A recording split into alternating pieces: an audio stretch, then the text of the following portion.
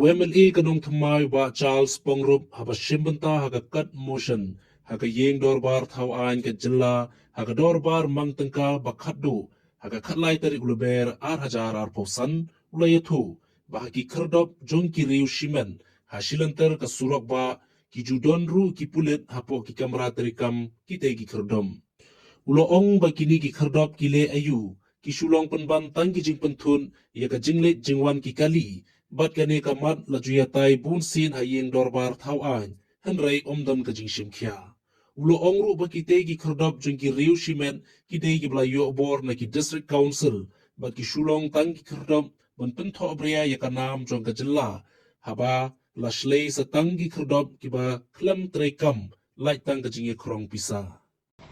In the last, before the prior to the LA elections, the road from Puriang, Morkaneng, up to Lat Umsao, which is the Riboy district, there used to be these illegal check gates, or legal, I don't know.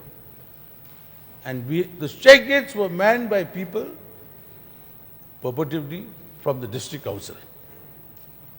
But if you look a little behind, there will be a police jeep there. What is the police doing there? Stopping trucks for what? If there is no illegal trade of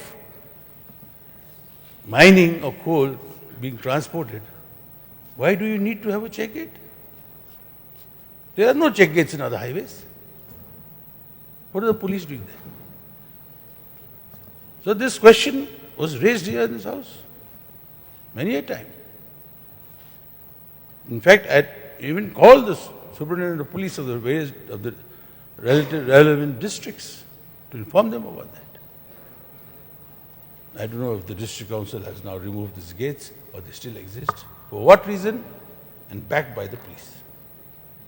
This is very sad, sir, that